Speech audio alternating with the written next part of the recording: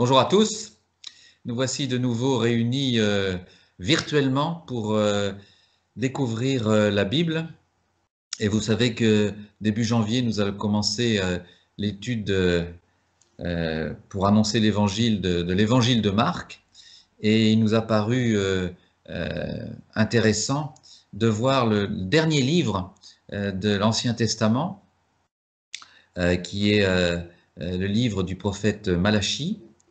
Et donc, je voudrais simplement vous rappeler l'utilité de l'Ancien Testament pour éclairer le Nouveau Testament, et le Nouveau Testament qui éclaire aussi l'Ancien Testament. Vous savez que dans la Bible hébraïque, la Bible juive, il y a trois parties, hein. Il y a la Torah, il y a les prophètes, et il y a un autre groupe d'écrits où on a casé un petit peu tous les écrits. Et en hébreu, ça s'appelle Tanakh, hein, pour Torah, Nebiim, qui sont les prophètes, et Ketubim, qui sont les écrits. Et évidemment, Malachie, en tant que prophète, se trouve dans cette deuxième partie, Nebiim, qui parle des prophètes. Alors, introduction au livre du prophète Malachie. C'est un prophète qui est auteur du livre et qui bien sûr porte son nom. Malachie, qui en hébreu veut dire mon messager. Alors on ne sait pas grand-chose sur Malachie, le prophète lui-même. C'est un prophète qui s'efface totalement derrière ses prophéties. Ça a été écrit sous l'inspiration de l'Esprit entre 450 et 470 avant Jésus-Christ. Et donc nous allons traiter de trois thèmes ce matin. C'est surtout une introduction pour que nous comprenions bien ensemble l'intérêt de lire ce prophète qui annonce la venue de Jésus-Christ. En premier thème, nous aurons l'époque à laquelle c'est situé ce livre et qu'est-ce qu'il apporte. Nous aurons le message en deuxième partie et en troisième partie, l'application actuelle du livre. Alors, oracle, parole du Seigneur à Israël par Malachie. Donc Malachie a vécu sous la domination perse au cours du 5e siècle avant Jésus-Christ. Et il est donc le dernier des prophètes qui, pendant un millénaire, ont annoncé la venue de Jésus-Christ. Et son nom, comme je l'ai dit tout à l'heure, signifie « mon messager ». Et il met l'accent sur le message de Dieu, sur le message de l'Éternel.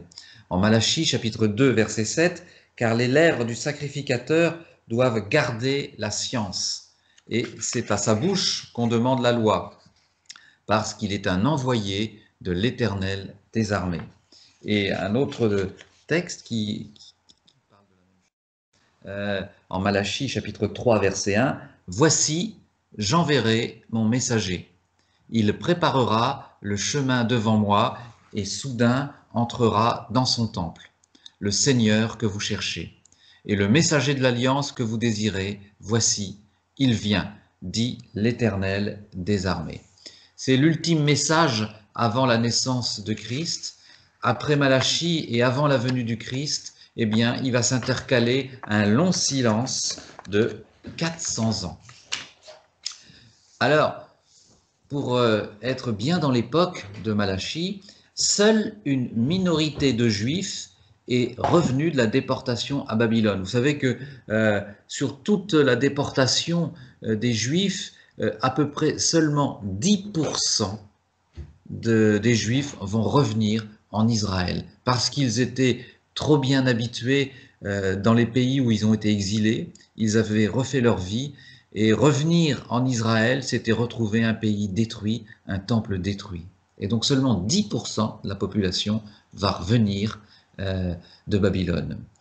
Et sous l'impulsion de deux prophètes, Agé et Zacharie, ils vont rebâtir le temple et peuvent à nouveau offrir des sacrifices à l'Éternel. Mais plus de 40 ans ont passé et l'élan du réveil est brisé. La foi a cédé la place au doute. Et on voit ça dans Malachie chapitre 3 verset 14, vous avez dit, c'est en vain que l'on sert Dieu. Qu'avons-nous gagné à observer ses préceptes et à marcher avec tristesse à cause de l'Éternel des armées? La prospérité matérielle revenue, attendue, n'est peut-être pas arrivée comme il voudrait. Le pays souffre de sécheresse, de mauvaises récoltes et de famine. C'est un temps de relâchement. Et on voit ça toujours dans chapitre 3, verset 14. Vous avez dit, c'est en vain que l'on sert Dieu. Qu'avons-nous gagné à observer ses préceptes et à marcher avec tristesse à cause de l'Éternel des armées? C'est un temps véritablement de relâchement, on le voit par ce que nous dit Malachie, d'infidélité et de divorce. Les pauvres sont opprimés, l'injustice règne. Alors, insensible à son propre état moral, le peuple doute de la fidélité de l'amour de Dieu. Il se pose des questions en disant ça sert à quoi d'aimer Dieu, de le suivre, de l'honorer, puisque rien ne va. Et lorsque Malachie lui fait remarquer ses actes, il n'y voit aucun mal. C'est-à-dire que Malachie va dire ce que vous faites, c'est pas bien, et les Juifs de l'époque vont dire bah, il n'y a rien de terrible, hein, on ne fait rien de mal. Et être satisfait de soi, inconscient de son péché, c'est là la terrible condition de la fin de ce moment, de la fin, et d'ailleurs aussi de notre état moral dans notre société. On voit ça donc en Apocalypse, chapitre 3,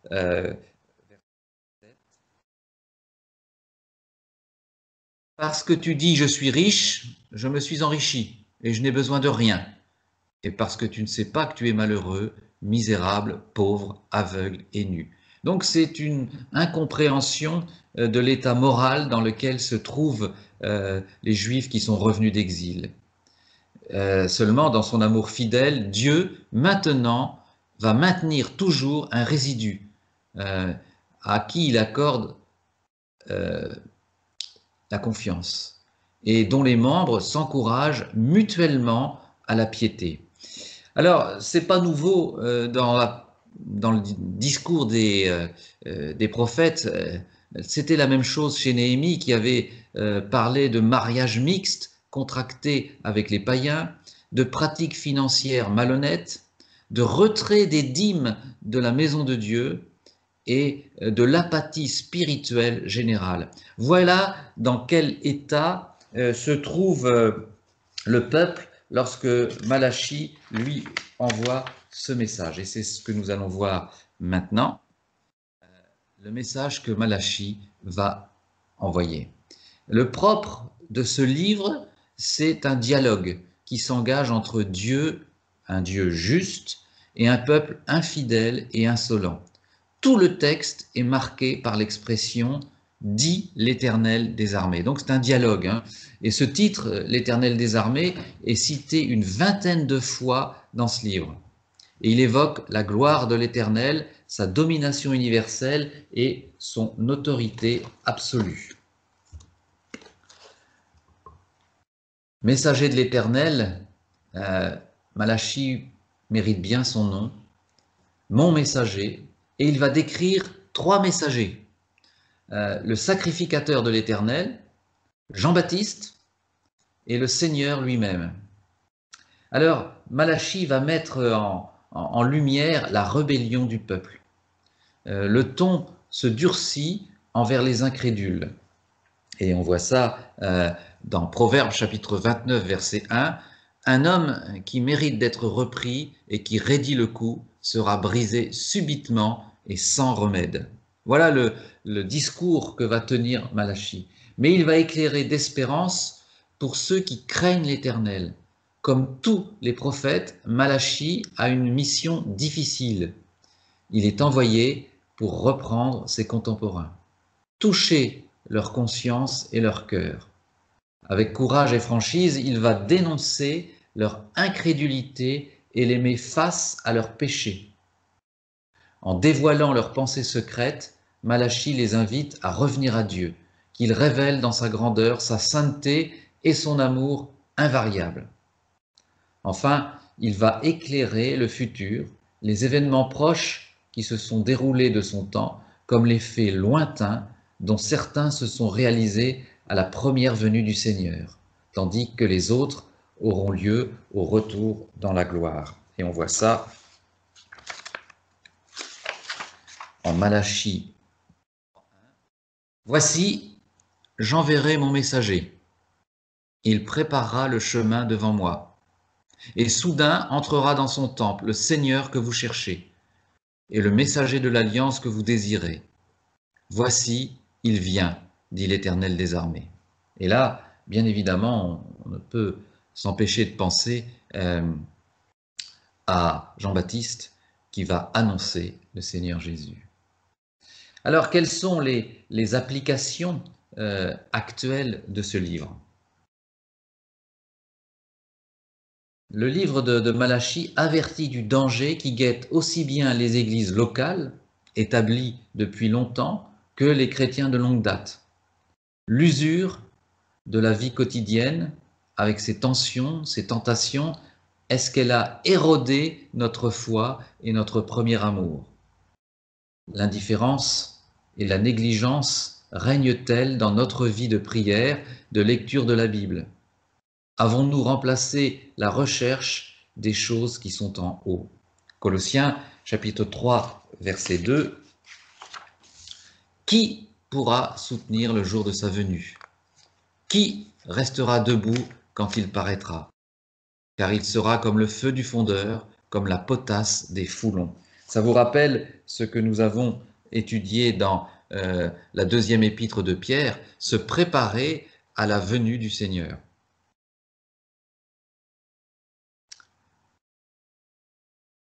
Effectivement, avons-nous remplacé la recherche des choses qui sont en haut par celle de nos propres intérêts?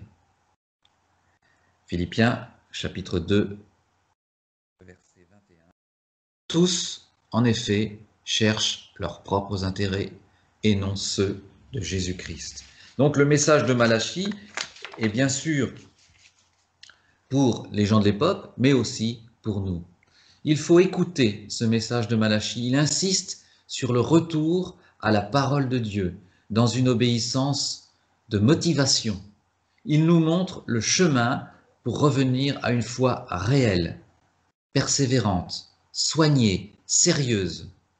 Ne prétendons pas être fidèles à Dieu si nous abandonnons dans les détails ce qu'il a ordonné. Ne glissons pas non plus dans une religion vite hypocrite. Nous aimons le Seigneur et pensons à ses droits en nous associant humblement à ceux qui le craignent. Nous pourrons le faire si notre confiance est entière en un Dieu qui nous aime et ne change pas. Malachie 3, 6. Car je suis l'Éternel, je ne change pas.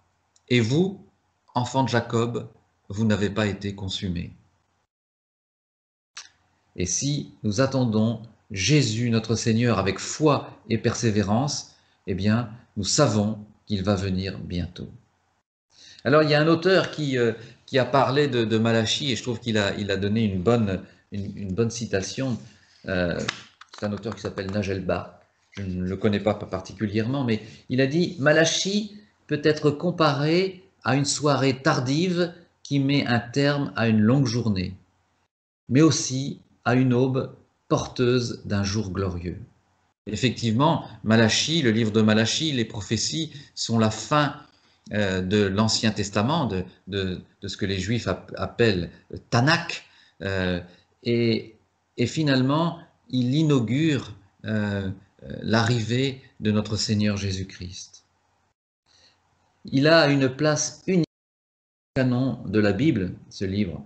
Il se caractérise, on l'a dit tout à l'heure, par un style dialectique, spécial, avec des questions, des réponses, et il va appeler les Juifs post-exiliques à retrouver la relation avec Dieu.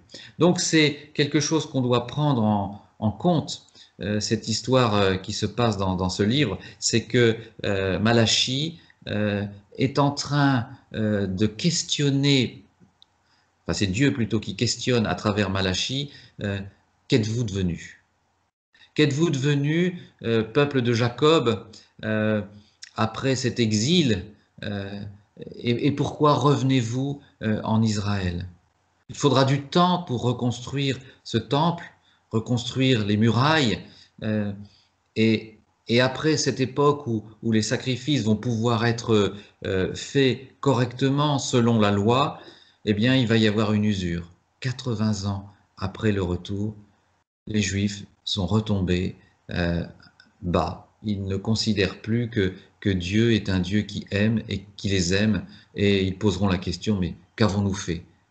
Nous n'avons rien dans ce pays, nous avons faim, il y a la famine, et bien évidemment, c'est une véritable question même actuelle euh, pour nous-mêmes, de savoir est-ce que nous avons cette confiance parfaite dans le fait que notre Dieu nous aime, même lorsque nous sommes dans les difficultés, que ce soit des difficultés financières, des difficultés spirituelles, des difficultés de maladie. Est-ce que nous allons poser cette question à Dieu, qu'avons-nous fait pour que tu nous traites comme ça? Et malheureusement, souvent, on entend des chrétiens poser cette question. C'est qu'il y a là un manque de confiance dans l'amour que Dieu a pour nous. Alors voilà ce que je voulais vous dire sur l'introduction de ce livre qui finalement, lorsque on en a parlé avec les frères de savoir qu'est-ce qu'on pouvait faire, je dis mais pourquoi étudier ce livre juste avant l'évangile de Marc? Bien parce que c'est un livre qui est vraiment une introduction euh, à l'arrivée de notre Seigneur Jésus-Christ. Alors on va dévoiler un petit peu le plan de ces études, il y en aura 5. Plan général de l'étude. Alors les premiers chapitres, hein, j'ai appelé ça l'éclairage du présent, donc chapitre 1 et chapitre 2, nous aurons l'amour de Dieu pour son peuple et le message pour les conducteurs qui sont importants et qui vont faillir. Et donc Malachie va reprendre ces conducteurs et leur dire ce qu'ils doivent faire. Le message pour le peuple, euh, comment doivent-ils comprendre l'amour de Dieu pour eux? Et puis la deuxième partie, qui est une partie prophétique, euh, lumière sur l'avenir. D'abord, il va parler de la venue du Seigneur, le renouvellement des promesses et la différence entre le juste et le méchant et le soleil de justice. Voilà comment va se dérouler notre étude et simplement rappeler que, on va revoir ça dans hein, du chapitre 1 et chapitre 2, de rappeler l'amour de Dieu pour son peuple. Alors, l'amour de Dieu pour son peuple, c'est l'oracle de l'Éternel à Israël pour son peuple. Alors, il y a d'abord dans cette première partie de texte, dans cet oracle de l'Éternel, en en-tête l'annonce, ça annonce un oracle de l'Éternel. Hein, c'est pas simplement une petite discussion, c'est une décision et un message fort de la part de Dieu. Et donc, en en-tête, on voit une annonce, ça annonce la gravité et l'autorité de la prophétie. Et on voit là encore une fois que Malachie se met complètement en dehors. Il ne parle pas de lui-même, il ne dit pas, comme dans certains ouvrages, je suis un tel, fils d'un tel, et j'habite ici. Non, il, euh, il s'efface complètement. Euh, il ne donne aucune autre explication ni indication sur lui-même. Ce qui compte pour lui, euh, ce qui compte pour lui, c'est, et pour Israël surtout, comme pour nous, la parole de Dieu. Et ceux qui annoncent cette parole de Dieu doivent attirer l'attention sur le Seigneur et non pas sur eux-mêmes. Ça peut être un échec de notre part lorsque le serviteur se fait roi. C'est pas le serviteur sur lequel doit être attirée l'attention, mais sur Dieu. Et donc, nous devons toujours faire très attention lorsque, dans nos vies ou dans les célébrations à l'Église, que le serviteur, celui qui annonce la parole de Dieu, ne devienne pas ce héros ou par ses sermons qui plaisent à tout le monde, deviennent le centre de l'attention.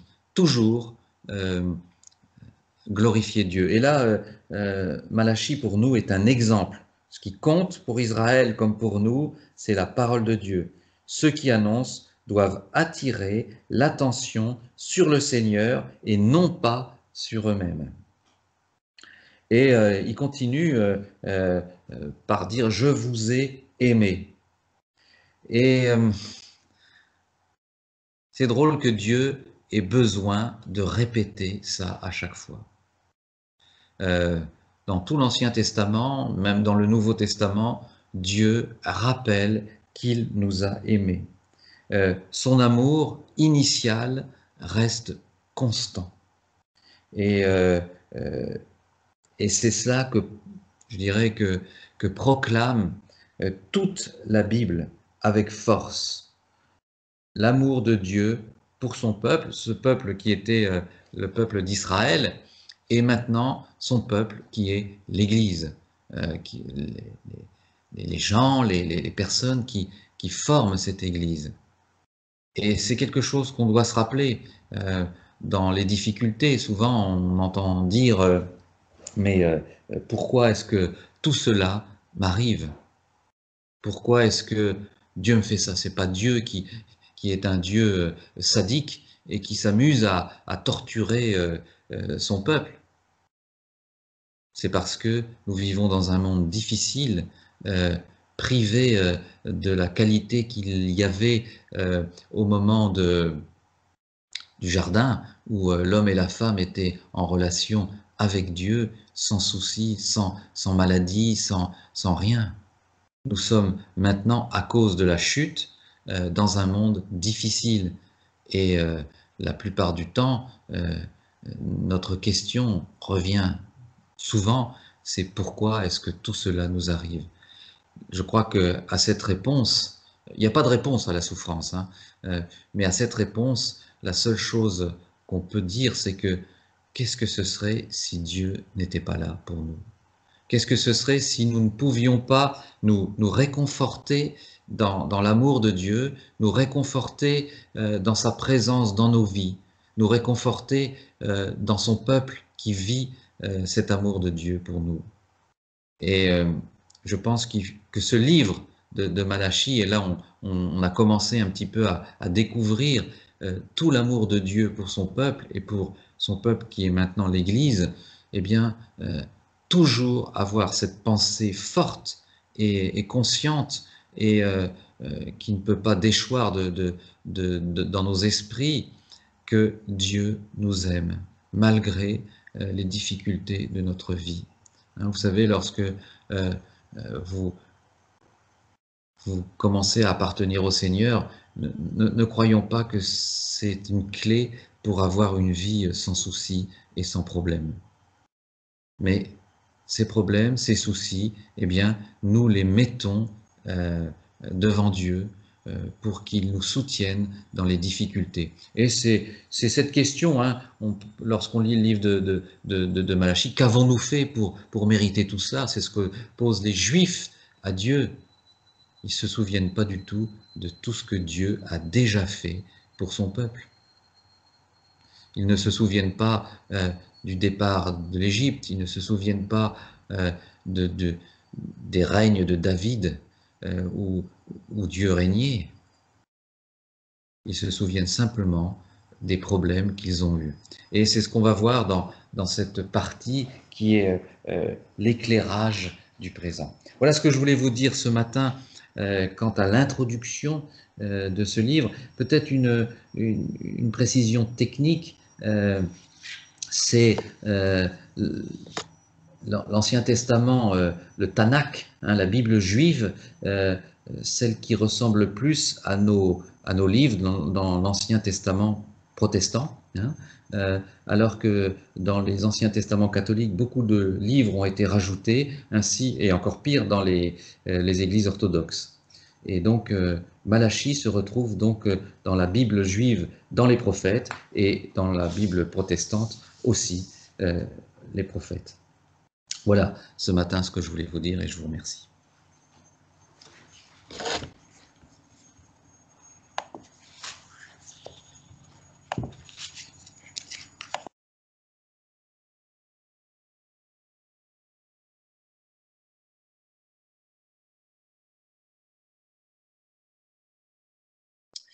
Merci papa pour cette alléchante présentation. Je ne sais pas vous, moi j'ai vraiment, avant même de l'étudier ces prochaines semaines avec papa, j'ai envie de le lire là tout de suite. Bon, on va prendre quand même le temps d'adorer et puis on pourra faire ça après, mais on voit vraiment le Dieu bon que nous avons.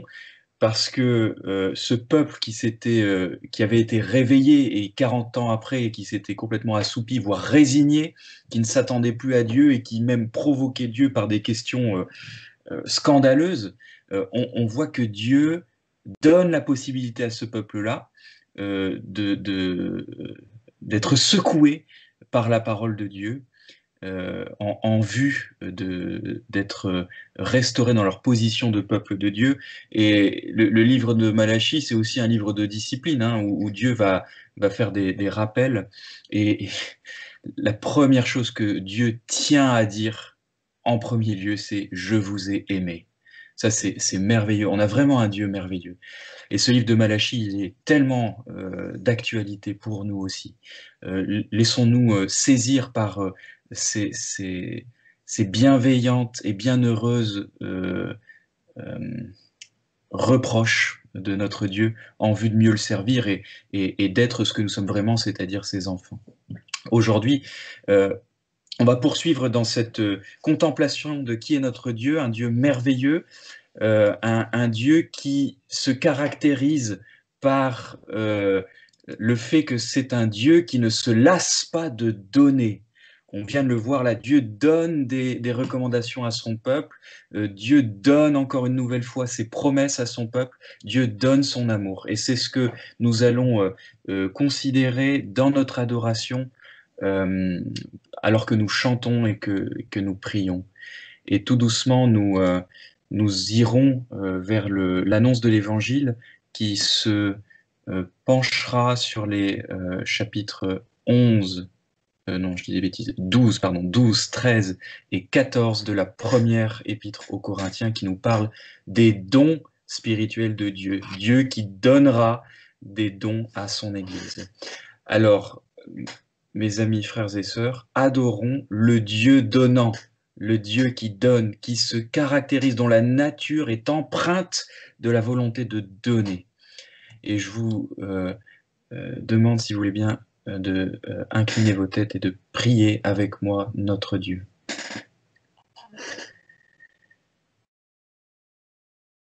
Père, nous te remercions pour la connaissance que tu permets que nous ayons par ton Saint-Esprit et par la révélation de Jésus-Christ, que nous trouvons dans ta parole, dans toute ta parole, Ancien et Nouveau Testament.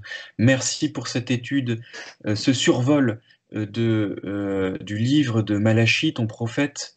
Merci Seigneur pour toutes ces choses, ce goût excellent que nous avons pu déjà entreapercevoir ce matin avec cette étude. Seigneur, tu es un Dieu qui prend l'initiative de rentrer en relation avec nous et qui est rempli de bonnes dispositions, rempli de la volonté de nous donner les bonnes choses. Seigneur, en tant que tu es Dieu, on trouverait ça normal que tu attendes de recevoir. Et c'est ce que tu fais. Mais tu ne te contentes pas de cela, tu prends l'initiative en premier lieu de nous donner. tu nous donnes, Seigneur, la possibilité de te connaître. Tu nous donnes la création, tu nous donnes la possibilité de vivre. Tu nous donnes, Seigneur, la possibilité de connaître Jésus, de connaître ton salut. Et tu ne t'arrêtes pas là, tu nous donnes encore toutes choses par-dessus. Seigneur, nous voulons vraiment te bénir, t'adorer en tant que tu es notre Père, créateur de toutes choses, au projet bienveillant pour ton Église.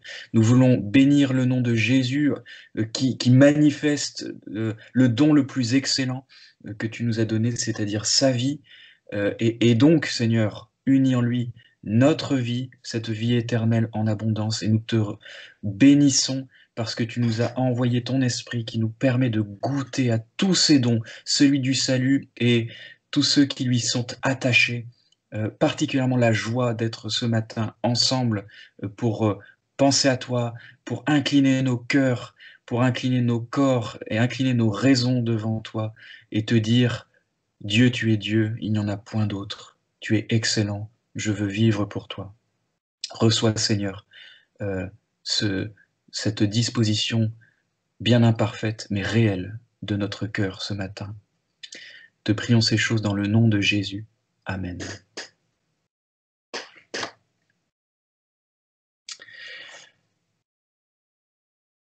Je vous propose de chanter avec moi la paix, la joie et l'amour. Vous savez peut-être que c'est les premières choses que nous donne le Saint-Esprit comme fruit.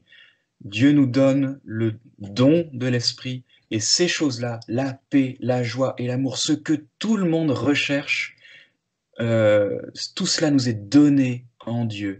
J'ai la paix que me donne le Seigneur, j'ai la joie que me donne le Seigneur, j'ai l'amour que me donne le Seigneur. Chantons ensemble.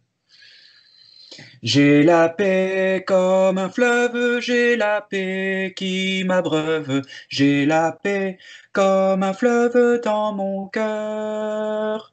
J'ai la paix qui déborde, j'ai la paix qu'il m'accorde, j'ai la paix que me donne le Seigneur.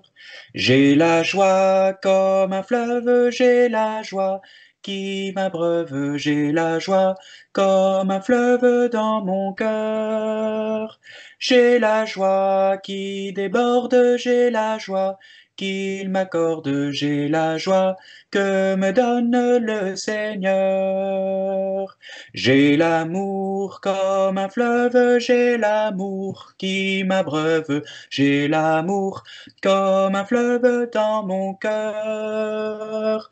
J'ai l'amour qui déborde, j'ai l'amour qu'il m'accorde, j'ai l'amour que me donne le Seigneur. J'ai la paix comme un fleuve, j'ai la joie qui m'abreuve, j'ai l'amour comme un fleuve dans mon cœur.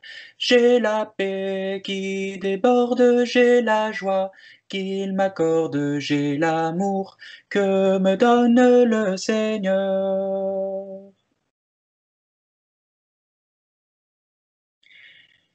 Si l'un de vous manque de sagesse, qu'il la demande à Dieu, qui la lui donnera, car il donne à tous généreusement et sans faire de reproche. Jacques chapitre 1, verset 5. Voyez comment est notre Dieu et adorez-le tel qu'il est. Il donne à tous, non pas avec parcimonie, mais généreusement, et non sans souffler ou sans faire des reproches, mais avec de bonnes intentions pour nous. Dieu est caractérisé dans sa nature par la volonté de nous donner ses bénédictions. Si l'un de vous manque de sagesse, de joie, de paix, d'amour, de réconfort, de sécurité, de confiance, qu'il la demande à Dieu, qu'il la lui donnera, car il donne à tous généreusement et sans faire de reproches. Ce que Dieu nous donne, afin de nous rappeler qui il est et qui nous sommes, c'est sa parole.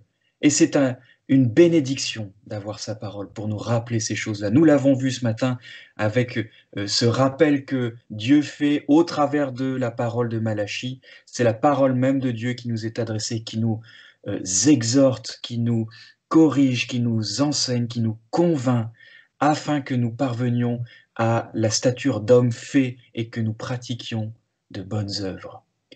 Remercions Dieu pour sa parole. Remercions Dieu de nous avoir donné cette parole qui nous permet de vivre en lui. Merci pour ta parole, lumière donnée aux hommes, qui nous fait connaître le cœur de Dieu. J'aime ta parole, Seigneur, elle est la vérité sur mon sentier. Par elle je veux me laisser guider et faire ta volonté sans murmurer, en espérant dans ta bonté. Je crois en tes promesses, mon cœur est comme un rocher, fondé sur tout ce que dit mon Dieu. J'aime ta parole, Seigneur, elle est la vérité sur mon sentier.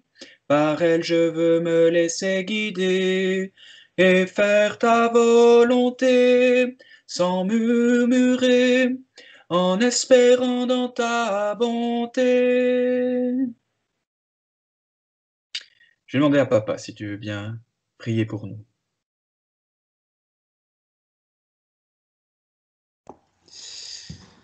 Seigneur, oui, que ferions-nous sans ta bonté, sans tout l'amour que tu nous donnes? Nous, des créatures faibles dans la chair, et Seigneur, malgré cette faiblesse, malgré nos défauts, malgré nos péchés, tu es là avec nous. Et tu es là avec nous parce que un jour nous avons cru en ton Fils Jésus, nous avons cru en son pardon pour nos péchés, nous avons cru à sa résurrection, nous avons cru au fait qu'il est auprès de toi, Seigneur. Et Seigneur, tu nous as tellement donné déjà par le sacrifice de ton Fils. Seigneur, nous ne pouvons rien t'apporter d'aussi grand que tout l'amour que tu nous donnes. Seigneur, imprime ça dans nos esprits, afin que nous sachions à perpétuité que tu nous aimes et que ton amour est constant et fiable. Dans le bon nom de ton Fils Jésus. Amen. Amen.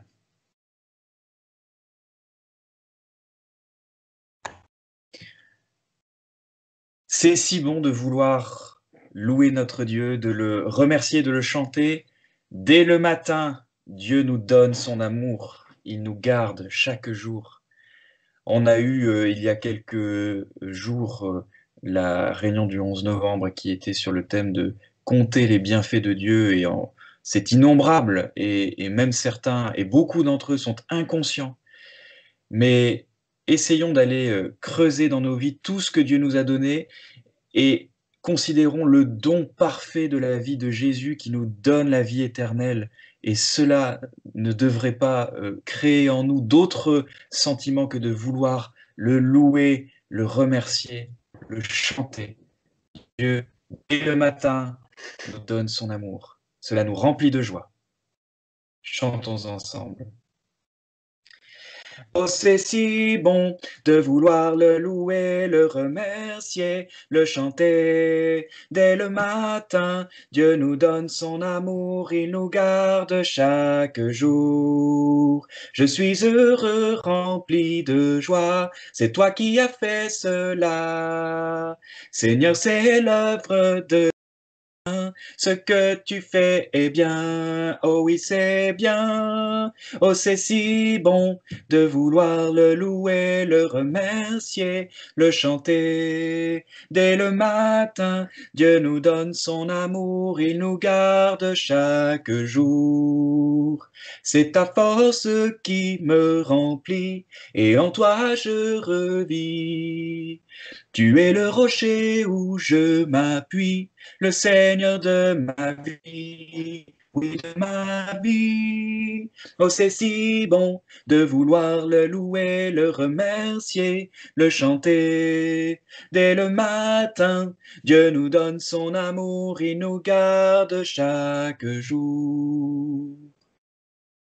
Prenons quelques instants pour réfléchir à ce que nous venons de dire, réfléchir à ce qui peut fonder notre louange, nos remerciements, nos chants. Considérons ce que Dieu a fait pour nous en Jésus-Christ et nous rechanterons ensuite ce chant.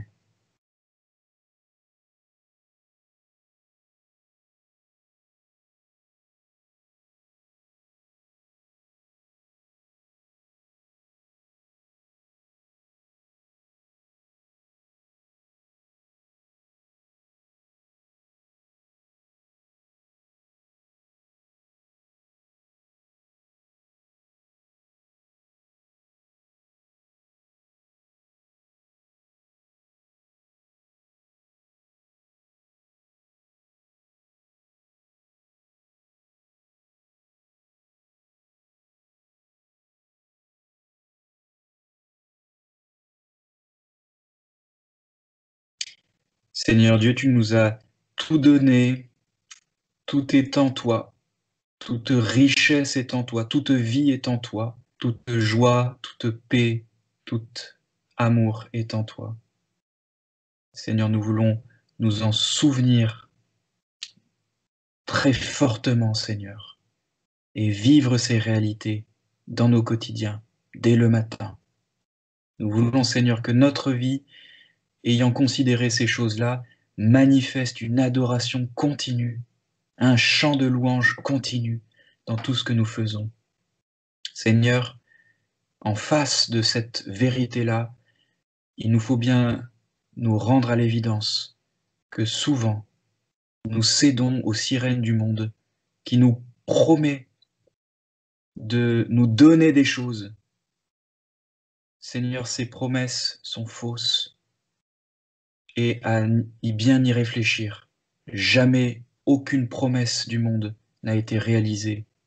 Bien pire, Seigneur, elle nous a entraînés loin de toi dans le péché.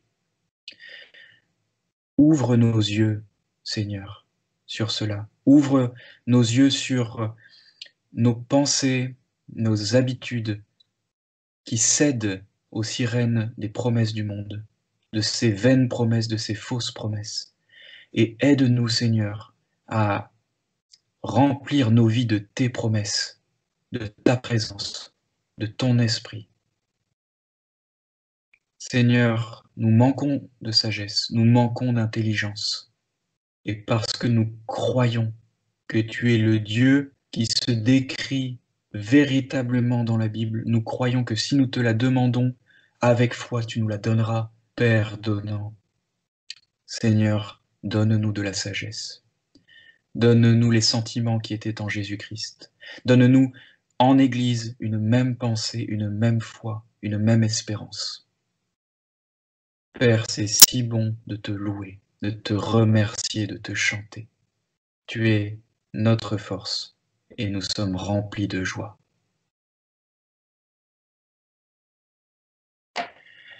Oh, c'est si bon de vouloir le louer, le remercier, le chanter. Dès le matin, Dieu nous donne son amour, il nous garde chaque jour. Je suis heureux, rempli de joie, c'est toi qui as fait cela. Seigneur, c'est l'œuvre de tes mains, ce que tu fais est bien, oh oui c'est bien. Oh, c'est si bon de vouloir le louer, le remercier, le chanter. Dès le matin, Dieu nous donne son amour, il nous garde chaque jour. jour. C'est ta force qui me remplit, et en toi je revis. Tu es le rocher où je m'appuie, le Seigneur de ma vie, oui de ma vie. Oh, c'est si bon de vouloir le louer, le remercier, le chanter. Dès le matin, Dieu nous donne son amour, il nous garde chaque jour.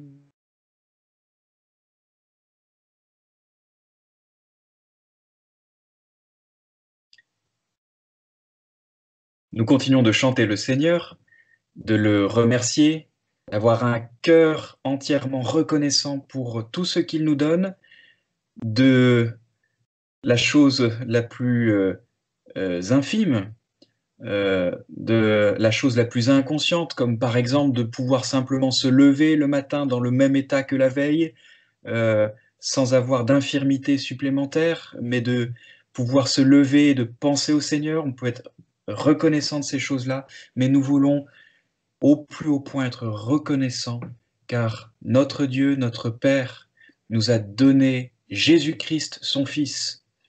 Ce don-là, frères et sœurs, est le don le plus excellent que nous ayons reçu, parce que alors que nous étions faibles, alors que nous étions ennemis, alors que nous étions perdus, nous pouvons dire maintenant que nous sommes forts, que nous sommes amis, que nous sommes sauvés. Dieu a fait de grandes choses pour nous et nous voulons le remercier pour cela. Merci d'un cœur reconnaissant. Merci au Seigneur 3 fois saint. Merci, car il a donné Jésus-Christ, son Fils. Merci d'un cœur reconnaissant. Merci au Seigneur 3 fois saint. Merci, car il a donné Jésus-Christ, son Fils. Maintenant, le faible dit, je suis fort. Le pauvre dit, je suis riche. Dieu a fait de grandes choses pour nous. Maintenant, le faible dit, je suis fort. Le pauvre dit, je suis riche. Dieu a fait de grandes choses pour nous. Merci.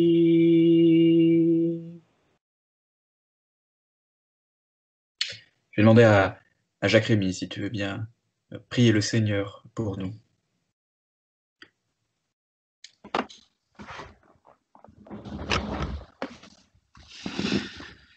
Éternel, oui, nous reconnaissons que le don suprême est Jésus-Christ à l'évidence.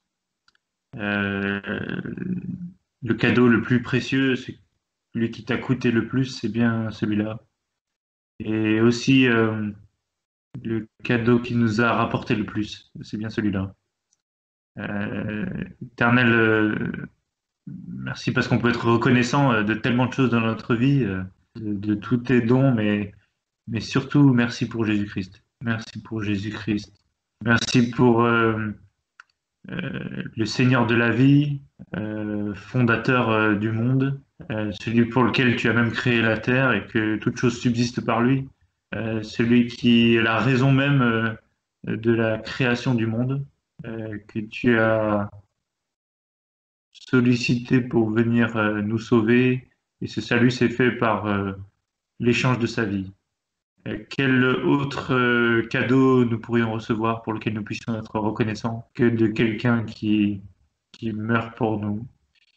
Et Éternel, merci pour ce cadeau qui perdure jusqu'à aujourd'hui, le cadeau d'un ami toujours fidèle, le cadeau de Seigneur de la vie ressuscité et glorieux, celui qui parle et personne ne contredit, celui qui décide et personne ne peut aller contre. Éternel, merci de nous avoir fait ce cadeau-là de Jésus-Christ, ami, sauveur et maître que nous avons. et aide nos cœurs à se réjouir principalement de ce cadeau-là. Que la gloire te revienne pour ce cadeau euh, très très glorieux. Enfin, au nom de notre Sauveur et Maître Jésus-Christ. Amen. Amen.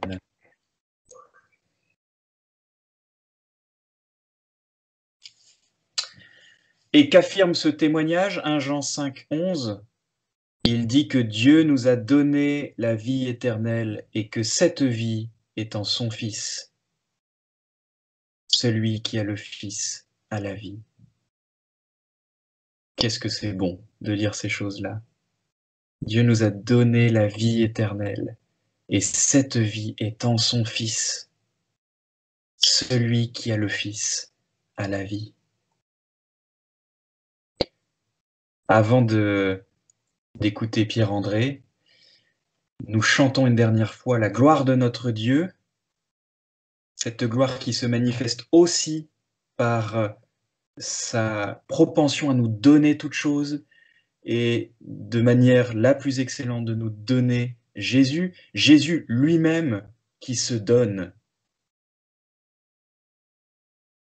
Par ce don, frères et sœurs, nous sommes pardonnés, par ce don nous avons la vie éternelle. Celui qui a le Fils, celui qui croit au Fils, celui en qui le Fils vit, a la vie éternelle. Que ton règne, Dieu, juste et bon, se révèle en nous, tes enfants. Qu'on puisse voir en nous ta gloire à travers l'amour que tu as mis en nous.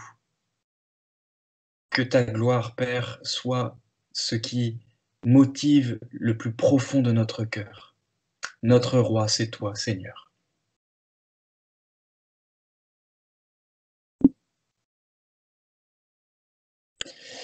Immuable, Dieu fidèle, invincible, défenseur, imprenable, citadelle, notre abri, c'est toi, Seigneur. Jésus prêtre, tu te donnes, sacrifice rédempteur, divin maître, tu pardonnes, notre paix, c'est toi, Seigneur.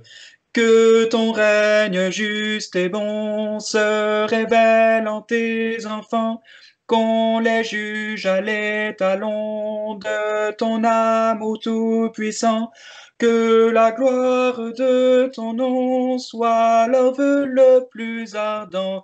Notre roi, c'est toi, Seigneur. Lorsque passe notre monde, quand tu juges le pécheur, que ta grâce surabonde.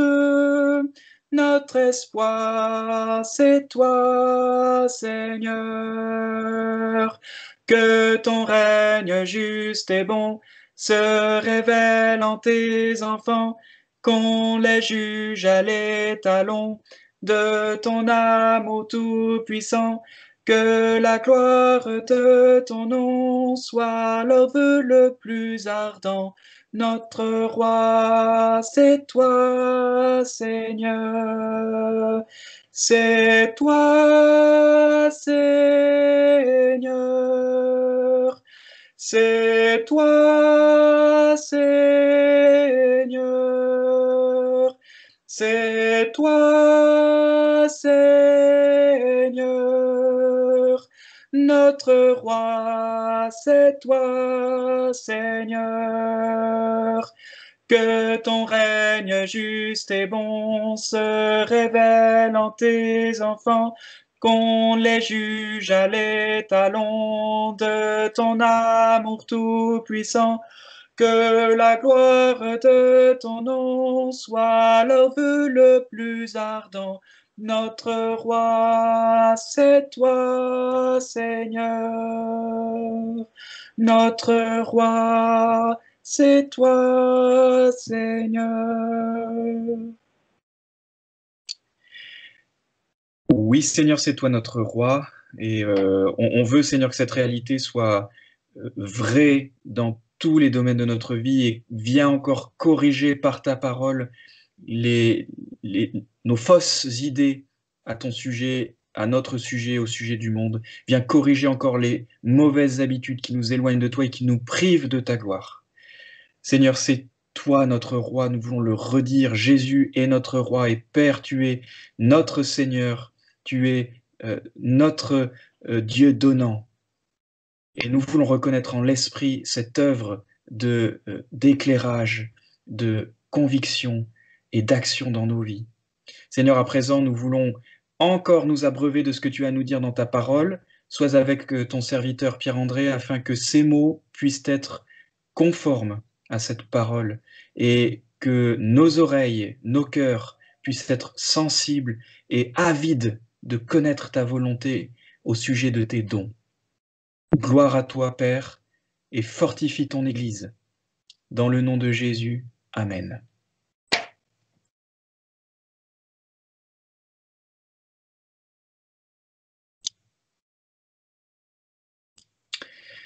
Je passe maintenant la parole à Pierre-André. Bonjour à toutes et à tous. Alors, je partage l'écran.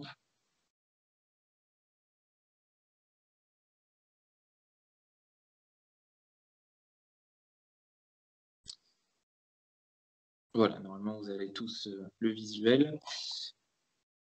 Alors, effectivement, on a vu déjà ce matin beaucoup de choses que Dieu nous donne. Et effectivement, la plus importante, c'est que Dieu a donné son Fils Jésus-Christ pour nous pécheurs, afin de nous donner encore une fois la vie éternelle en lui, donc au moyen de la foi et par grâce.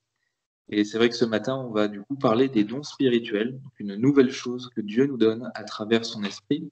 Et dans la droite lignée de ce qu'on a pu entendre ces 2 derniers dimanches concernant ce qu'était l'Église, à savoir le rassemblement de personnes rachetées individuellement par Jésus-Christ, le corps de Jésus-Christ. On a vu également que le fondement de l'Église, c'était la foi à salut, à savoir une foi qui professe que Jésus est Dieu, fait homme, que Jésus est le Messie, celui qui sauve, donc que Jésus-Christ est parfaitement divin et que sa messianité nous a accordé le salut par grâce au moyen de la foi. Et enfin, on avait vu la troisième partie la semaine dernière, l'action visible de l'Église. Quel est le rôle finalement de l'Église? Eh bien, c'est déjà que les disciples qui la composent puissent apprendre, puissent progresser ensemble et puissent surtout découvrir la vérité qui vient de la parole de Dieu. On a vu également que l'Église était un lieu de service et on va voir ce matin que ça va être très important pour notre sujet, à savoir de vivre ensemble et de se servir les uns les autres. Et enfin, on avait vu que Christ nous avait donné le discernement pour vivre conformément à la parole. Et donc, j'en viens à notre sujet de ce matin. Voilà, donc les dons spirituels. Donc, qu'est-ce que l'Église? C'est ce qu'on avait vu la semaine dernière. La foi en un seul Seigneur et Sauveur, que nous sommes membres de l'Église de Jésus-Christ, du corps de Christ, que nous devons laisser l'évangile de Jésus-Christ transformer nos vies. Et comment est-ce qu'on fait cela? Eh bien, par l'Esprit qui est envoyé par Jésus-Christ, qui va nous aider à vivre conformément à ce qu'il nous enseigne, à vivre l'Église telle que Christ nous l'a enseignée dans les évangiles et dans les différentes lettres que compose le Nouveau Testament. Alors, les dons spirituels. Quelques questions ce matin, nous allons voir ensemble. Déjà, qu'est-ce que c'est? Quels sont leurs buts? Et enfin, que dit la Bible à leur propos? Ça, c'est ce qu'on va voir ce matin. Donc, 3 questions où on va brosser un petit peu le sujet pour savoir finalement qu'est-ce que sont ces dons, à quoi servent-ils et comment la Bible nous en parle. Donc, la première des questions, qu'est-ce que sont les dons? Pour cela, on va utiliser un passage clé, donc qui est le le passage en 1 Corinthiens, chapitre 12, et on va essayer de creuser pour voir ce qu'est la définition étymologique, c'est-à-dire le véritable sens des mots, pour pouvoir comprendre ce que sont les dons spirituels. Lisons ensemble notre passage clé de cette série, à savoir 1 Corinthiens 12, les versets 1 à 11. Voici ce que Paul dit aux Corinthiens. « Pour ce qui concerne les dons spirituels, je ne veux pas, frères, que vous soyez dans l'ignorance. Vous savez que lorsque vous étiez païens, vous vous laissiez entraîner vers les idoles muettes, selon que vous étiez conduits.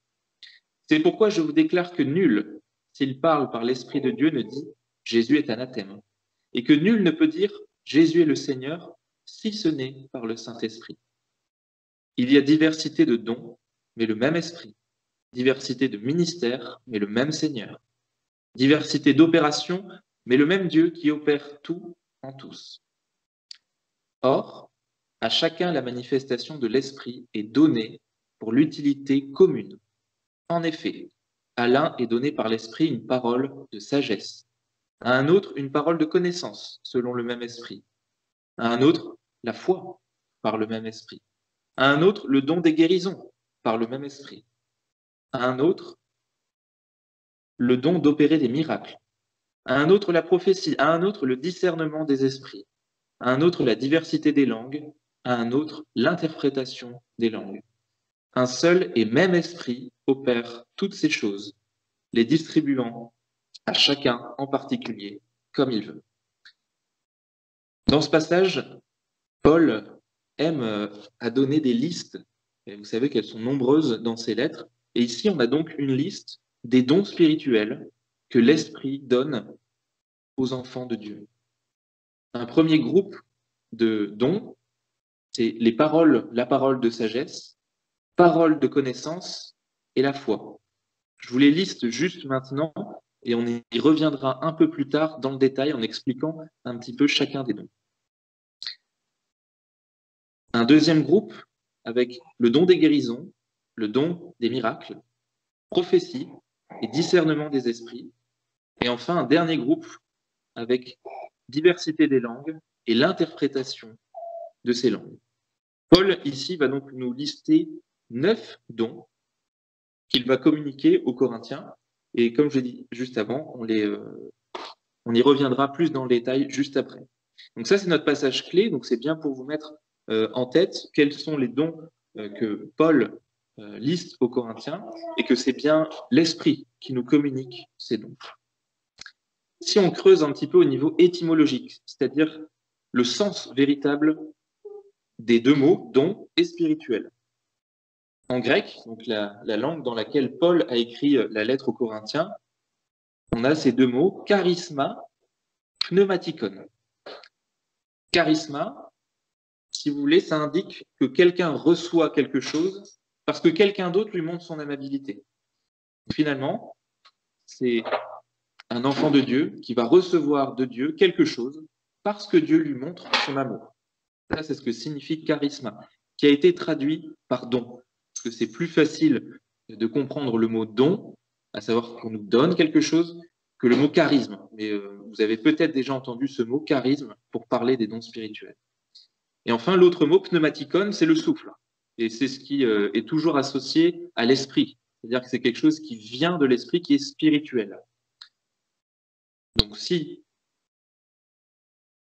on établit la signification étymologique de charisma pneumatikon, don spirituel, c'est quelque chose que l'on reçoit de l'Esprit Saint par pure grâce. On retrouve cet aspect de quelque chose qu'on nous donne parce qu'on nous témoigne de l'amour, on nous montre de l'amour de la part de Dieu. Voilà pour la définition de ce que signifie don spirituel. Maintenant, on va regarder un petit peu quel est le but de ces dons. Pourquoi est-ce que l'Esprit Saint donne-t-il des dons et à quoi servent-ils? C'est deux questions qu'on va se poser. Et pour cela, on va prendre un passage dans la lettre de Pierre, dans la première lettre de Pierre, au chapitre 4, versets 10 et 11. Comme de bons dispensateurs des diverses grâces de Dieu, que chacun de vous mette au service des autres le don qu'il a reçu. Si quelqu'un parle, que ce soit comme annonçant les oracles de Dieu. Si quelqu'un remplit un ministère, qu'il le remplisse selon la force que Dieu communique, afin qu'en toute chose, Dieu soit glorifié par Jésus-Christ, à qui appartiennent la gloire et la puissance au siècle des siècles. Amen. 3 choses qu'on peut retenir de ce passage. La première, c'est que les dons sont l'expression de la grâce de Dieu. Ça rejoint exactement ce qu'on a dit par rapport au mot charisme. C'est vraiment quelque chose qu'on nous donne par pure grâce. Donc ça, c'est Dieu qui va nous donner ces dons par l'Esprit Saint, par pure grâce. La deuxième chose qu'on apprend, c'est que les dons servent les autres. Les dons, finalement, ne sont pas pour nous-mêmes, mais bien pour servir les autres, servir le corps de Jésus-Christ, à savoir l'Église. Donc, si Dieu nous transmet des dons par l'Esprit Saint, c'est bien pour fortifier, édifier l'Église. Et enfin, le but un peu final de ces dons, c'est qu'ils servent à glorifier Dieu. Non pas à nous mettre en avant, parce que nous avons reçu tel don, mais bien à glorifier Dieu. C'est-à-dire que Dieu nous donne quelque chose gratuitement, afin de servir les autres, ayant pour but final de glorifier notre Dieu. Voilà à quoi servent les dons spirituels. Si on résume un petit peu, les dons spirituels, donc c'est une manifestation de l'esprit, que ce soit parler ou agir sous l'inspiration directe de l'Esprit Saint, et ça c'est très important, parce que les dons spirituels sont uniquement véhiculés par l'Esprit Saint et pas par autre chose. Et les 2 buts qu'on vient de voir, glorifier Dieu et édifier et fortifier le corps de Jésus-Christ, à savoir l'Église. Et vous voyez que les 3 personnes de la Trinité sont concernées. C'est bien l'Esprit Saint qui nous donne ces dons, c'est bien afin de glorifier Dieu et d'édifier et fortifier le corps de Jésus-Christ.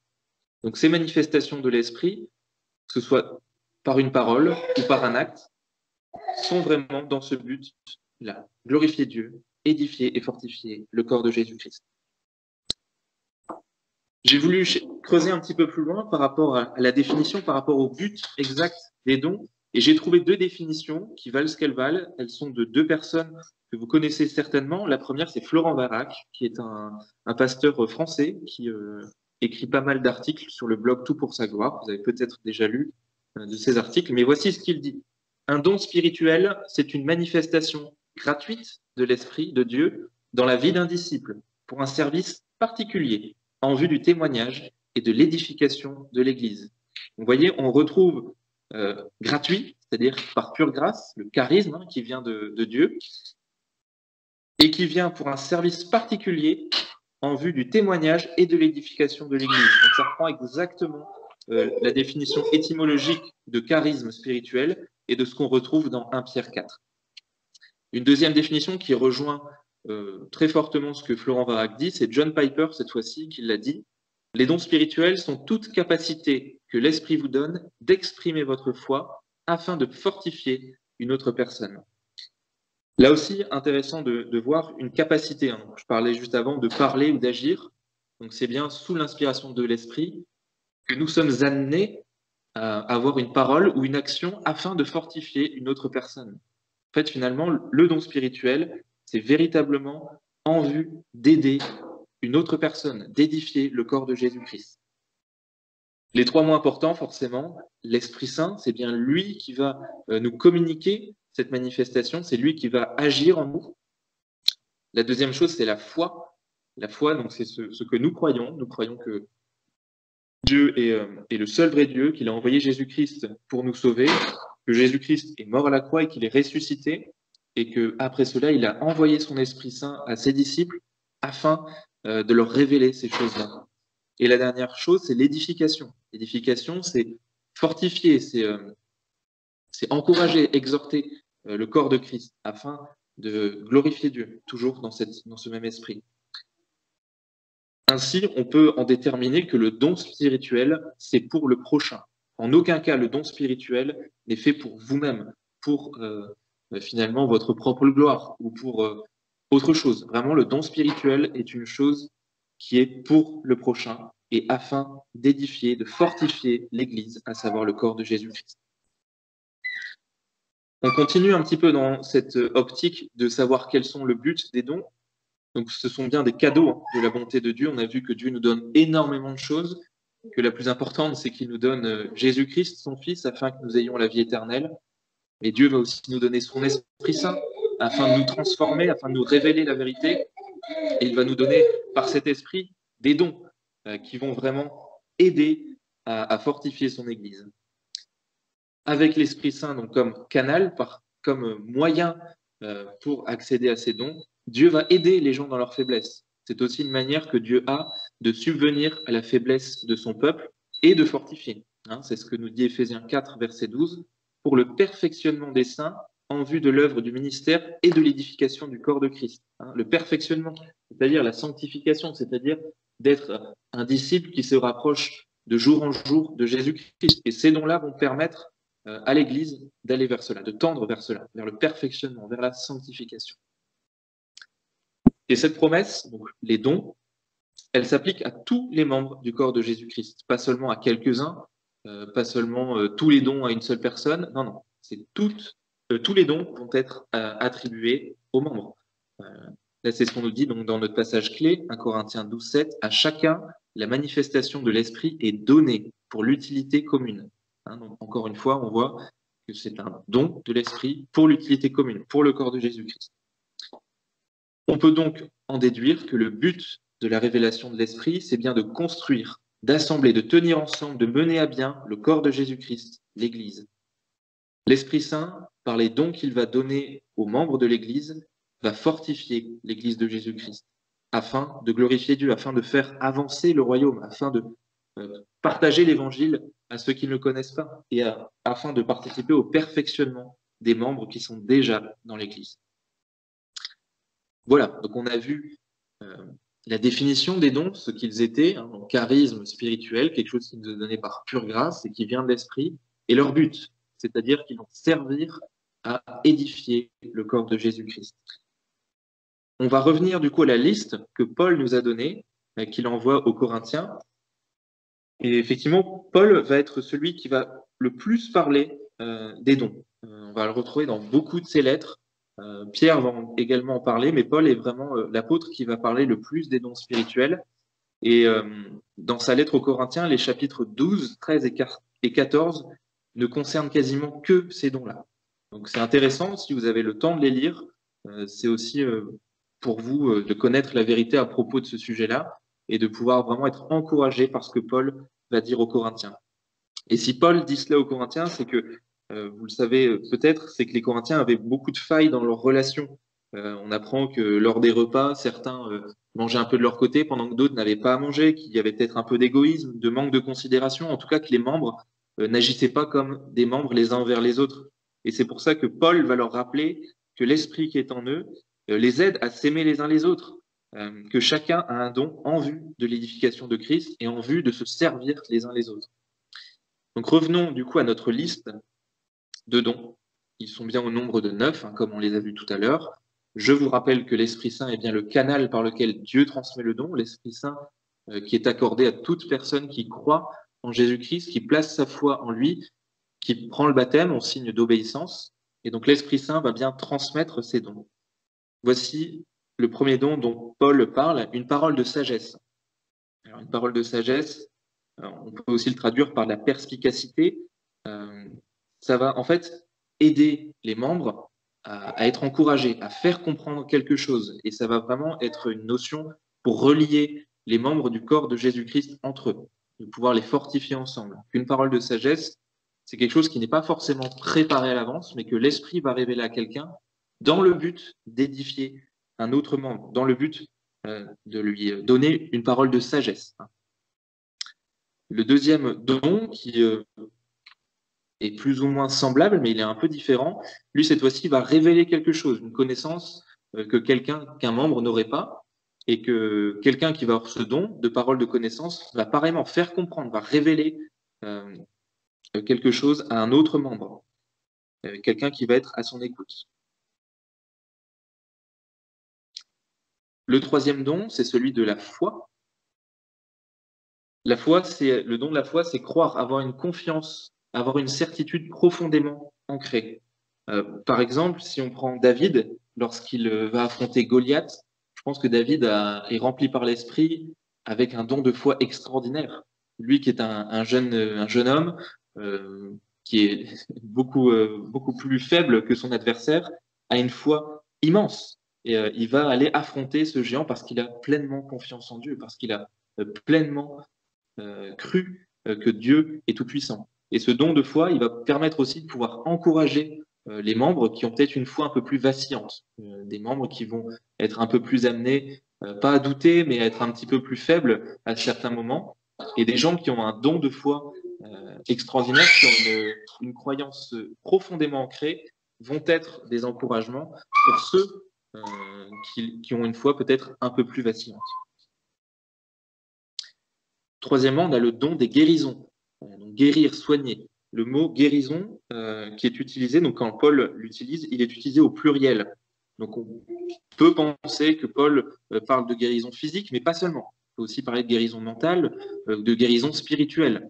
Alors après, souvent, on pense aussi à des guérisons miraculeuses, mais pas forcément. On peut passer du temps dans la prière avec quelqu'un et, entre guillemets, guérir spirituellement quelqu'un, ou prier pour quelqu'un qui est souffrant.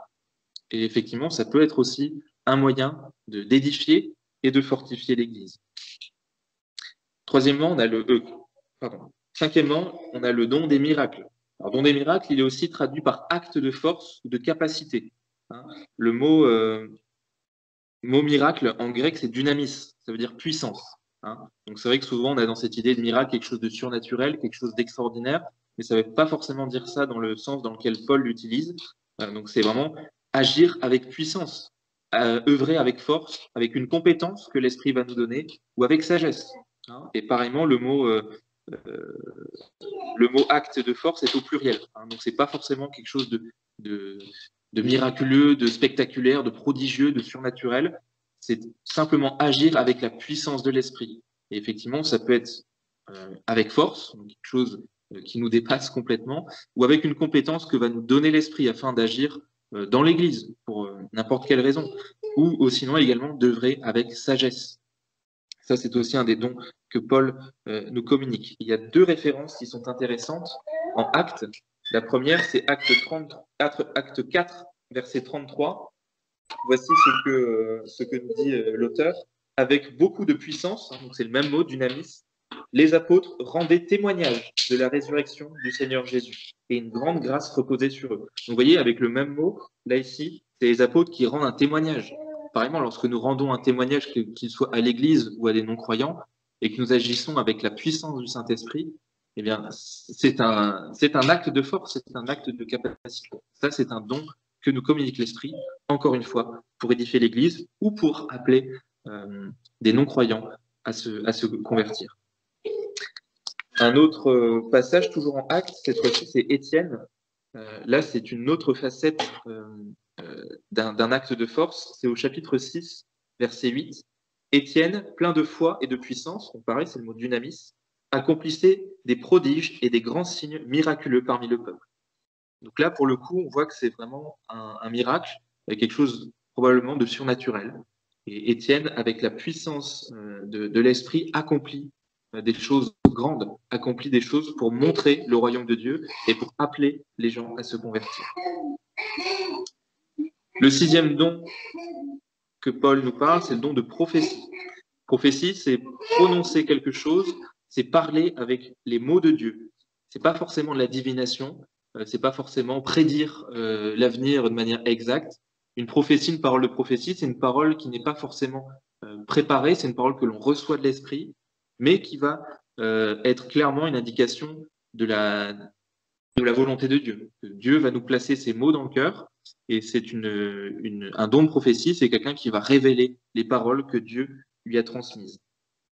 Comme je vous le dis, nous, quand on pense aux prophètes, on pense effectivement à l'Ancien Testament, où les prophètes vont vraiment parler avec les mots que Dieu met en eux pour un but précis. Dans l'Ancien Testament, les prophètes ont vocation à annoncer Jésus-Christ de manière précise. Depuis que nous sommes sous la Nouvelle Alliance, il n'y a plus de prophètes qui ont annoncé le plan de Dieu, puisque le plan a déjà été révélé pleinement. Mais par contre, l'Esprit peut nous donner des paroles que Dieu met en nous et qui servent encore une fois à l'utilité commune, qui vont servir pour édifier le corps de Jésus-Christ.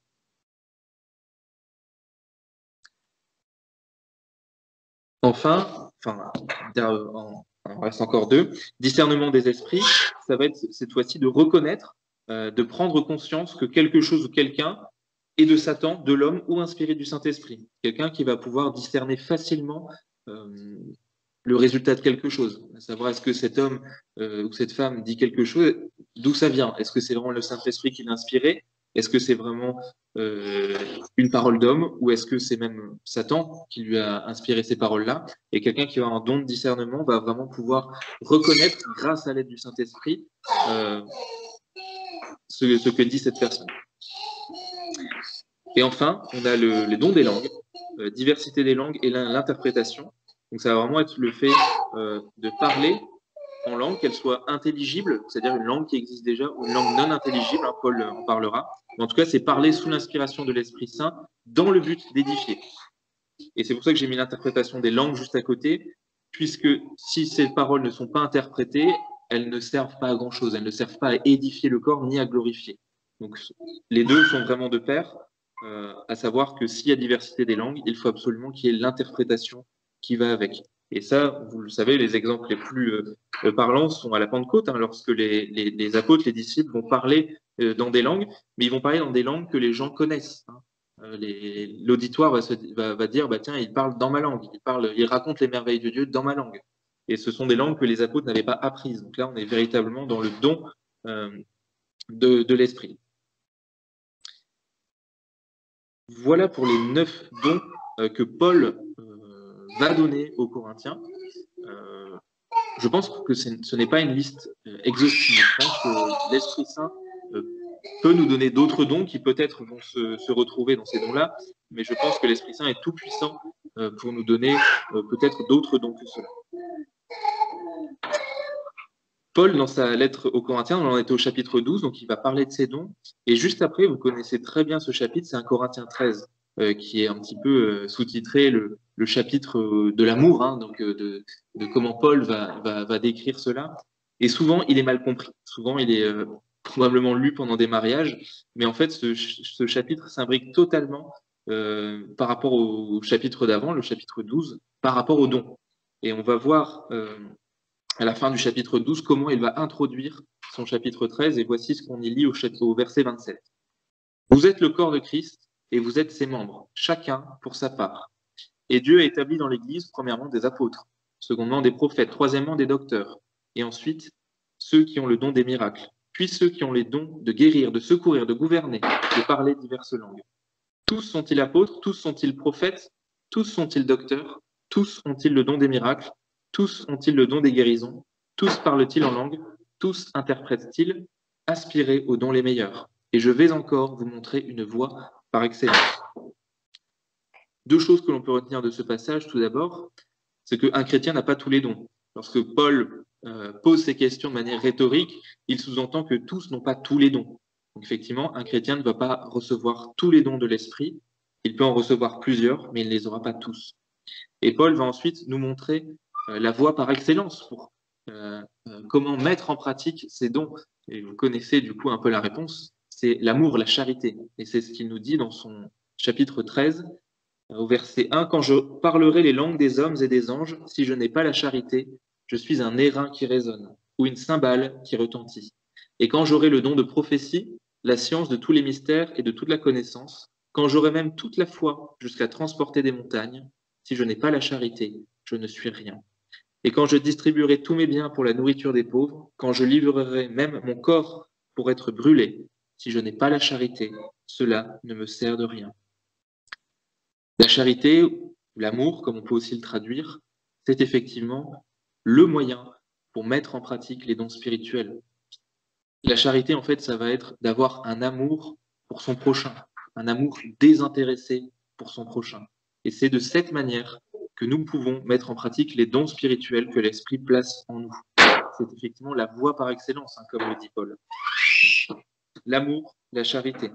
Pareillement, si on regarde de manière étymologique, en grec, c'est agapé. On connaît tous ce mot, c'est l'amour qui vient de Dieu. C'est un amour inconditionnel, un amour désintéressé.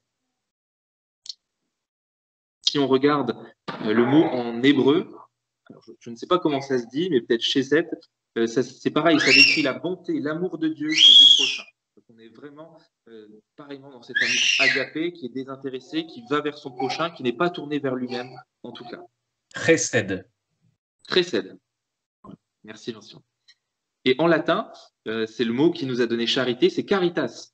C'est pareillement, ça décrit l'amour de Dieu et de son prochain. Donc, vous voyez, sur les trois langues, on va avoir cette même idée d'un amour dont seul Dieu est capable, d'un amour inconditionnel, d'un amour désintéressé, qui ne cherche pas en retour, et qui va être tourné vers le prochain, vers celui qui est en face de nous. Et cet amour-là, seul Dieu en est capable. C'est pour ça que Paul va dire que c'est la valeur la plus grande de toutes, c'est que seul Dieu est capable de cet amour-là. Mais Dieu, en plaçant son esprit en nous, va nous donner l'opportunité de pratiquer cet amour. Alors certes, de manière pas encore parfaite, puisque nous sommes dans des corps périssables, mais Dieu va nous donner l'opportunité de le pratiquer au sein même du corps de Christ, à savoir l'Église. Et Paul va dire d'ailleurs en Philippiens 2,13, car c'est Dieu qui produit en vous le vouloir et le faire selon son bon plaisir. Donc là, pareillement, on voit que c'est Dieu qui va agir par son esprit en nous, afin que nous puissions pratiquer cet amour-là.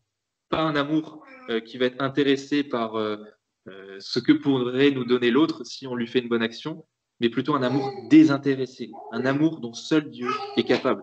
Un amour d'ailleurs qu'il a témoigné à la croix en Jésus-Christ. Et effectivement, seul l'Esprit Saint va nous conduire à avoir cette attitude envers le corps de Jésus-Christ. Et c'est pour ça que Jésus envoie d'ailleurs son Esprit à ses disciples, à son Église. C'est pour que nous puissions pratiquer cet amour. Souvenez-vous de ce qu'il dira à ses disciples. Aimez-vous les uns les autres comme je vous ai aimé. Aimez-vous les uns les autres. Pratiquez la charité. Pratiquez cet amour dont seul Dieu est capable, comme moi je vous ai aimé, comme moi je l'ai fait à la croix. Voilà un petit peu pour ce qu'on peut dire des dons. On a vu ce que ça signifiait de manière étymologique, on a vu leur but, et on a vu un petit peu le mode d'application, à savoir l'amour, la charité. C'est de cette manière-là que nous pouvons pratiquer les différents dons que vont nous donner l'Esprit. Et on va en terminer là pour aujourd'hui. La semaine prochaine, on s'attaquera à des questions un petit peu plus en détail sur les dons, à savoir le don au service du corps. Comment savoir quel est mon don? Certains dons ne sont-ils plus d'actualité? On parlera un peu plus en détail du don de prophétie, du don des langues. Et enfin, on terminera par un encouragement final concernant les dons que l'Esprit nous donne. Voilà, merci pour votre écoute. Et on en reparlera jeudi lors de la réunion hebdomadaire. Et donc, on continuera à parler des dons spirituels la semaine prochaine. Voilà, merci à tous.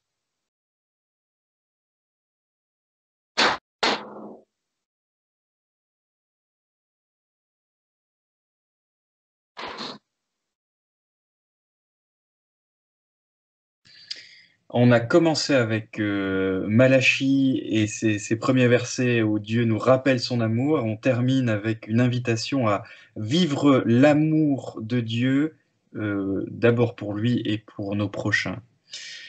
C'était excellent, hein. Aujourd'hui, franchement, merci beaucoup à ceux qui ont exposé la parole. On est maintenant invité à vivre ces choses-là et c'est Dieu qui nous donnera le vouloir et le faire. Vous savez que dans ce passage en Philippiens 2,12, c'est travailler à votre salut, mais c'est Dieu qui vous donnera le vouloir et le faire. Et on pourra prier pour ça. Je demanderai à Anderson d'ailleurs si tu pourras prier à la fin du culte pour cela. Je vais repartager l'écran pour mettre nos annonces. Un peu les annonces en pagaille, parce que probablement que j'en ai oublié. La première annonce, c'est que le groupe de maison pour jeudi prochain, c'est chez vous. Donc préparez bien votre domicile, car ça se passe chez vous. par Skype à 20h15. Bon, vous avez compris qu'il y a une petite boutade, mais c'est une invitation aussi à préparer son cœur, alors même qu'on ne doit pas se déplacer physiquement, mais on peut préparer son cœur pour recevoir encore les choses de la parole de Dieu jeudi à 20h15 autour de 1 Corinthiens 12, 1 Corinthiens 13. Je rappelle aux frères responsables enseignants que mercredi, nous avons, par Skype aussi, la réunion du conseil à 20h. Est-ce qu'en termes d'annonce, c'est-à-dire de rendez-vous, il y a d'autres choses à dire?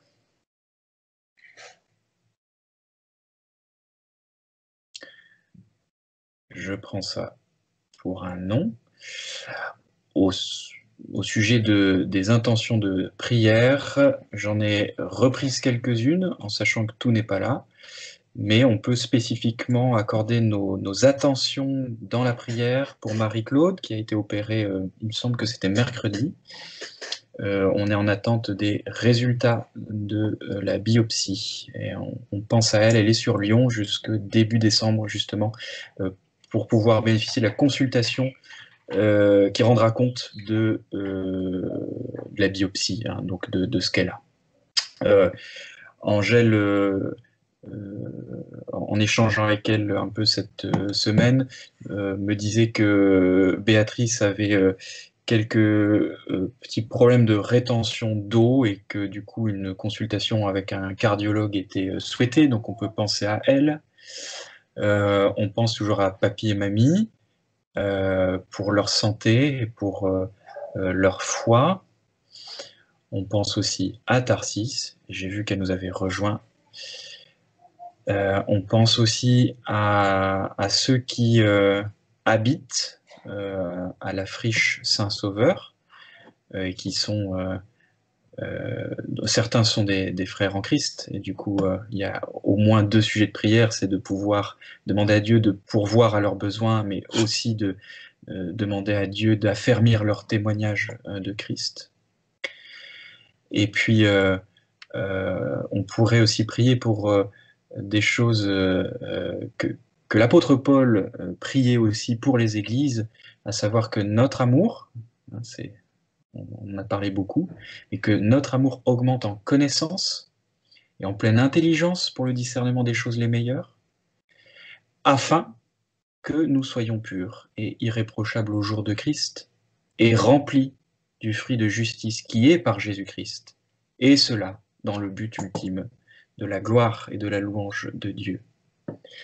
Juste avant de laisser la prière de conclusion à Anderson, je vous laisse peut-être l'occasion maintenant de partager d'autres sujets de prière ou bien de préciser certains qu'on a déjà évoqués.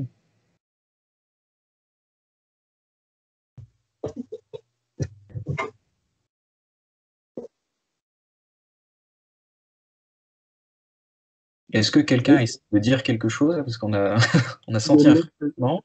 Ouais, si. Vas-y.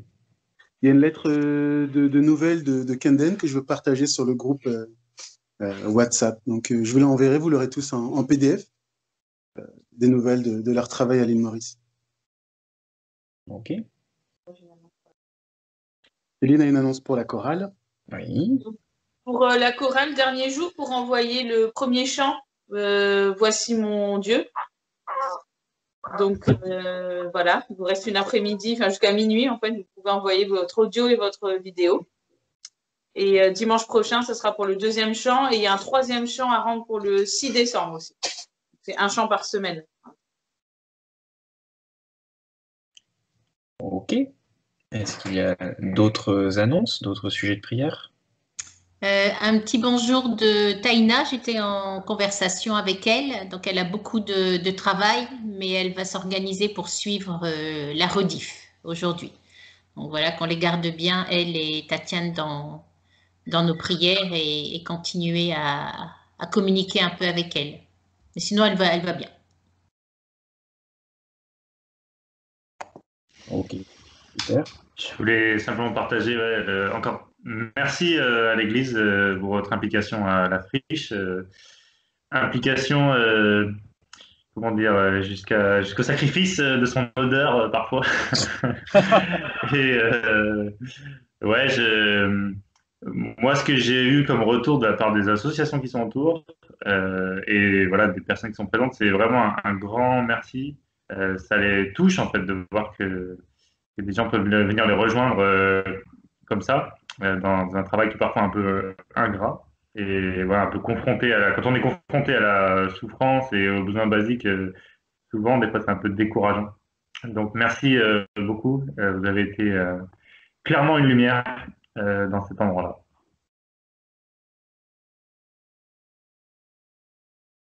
Super, merci. Merci pour tout ce que tu fais, Jacques aussi, et qu'on ne voit pas forcément.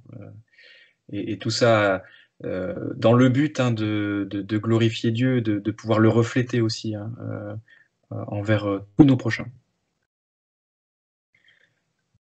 Ok, est-ce qu'il y a d'autres sujets?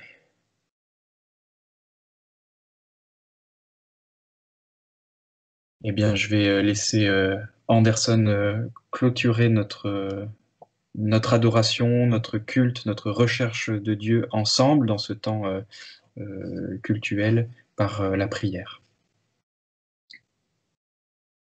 Prions.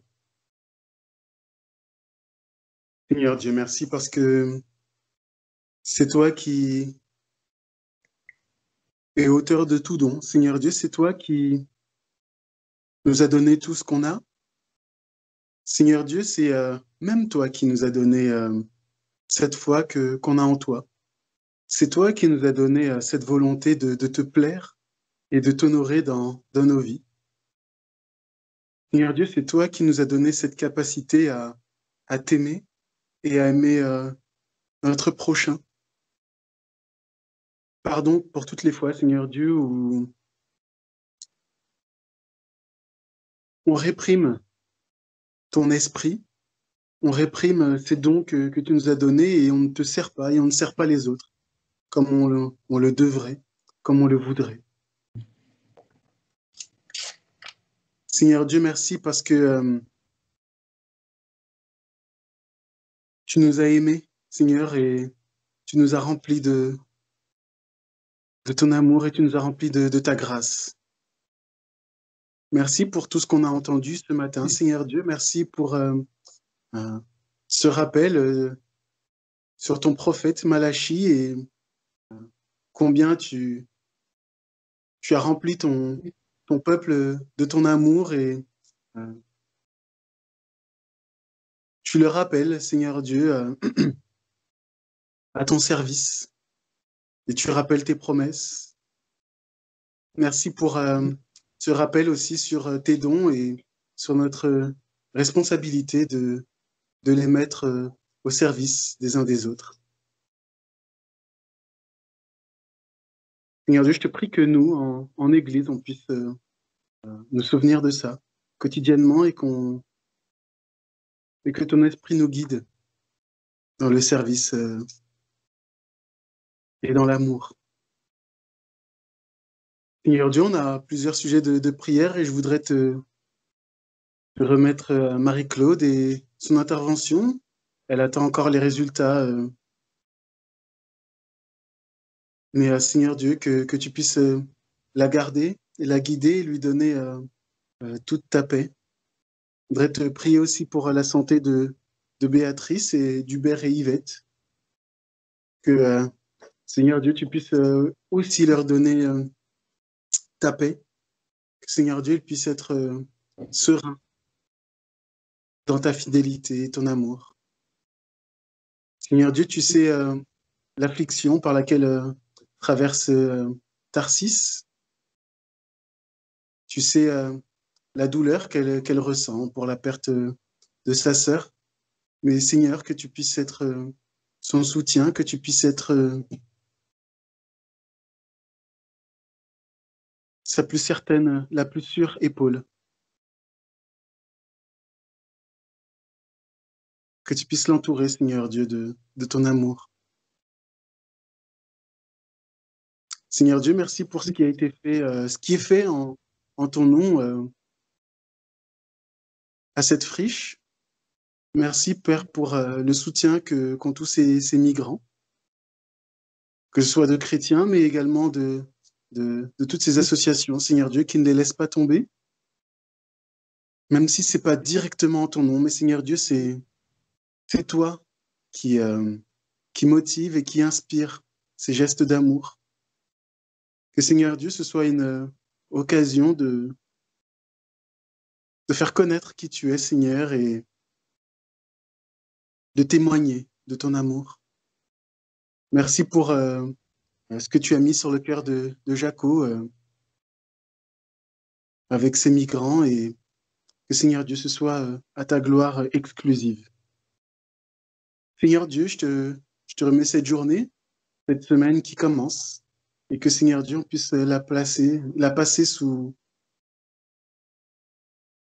ta grâce et entre tes bras, Père, entre tes bras d'amour. Sois béni pour qui tu es, et c'est en Jésus ton Fils que je te prie. Amen. Amen.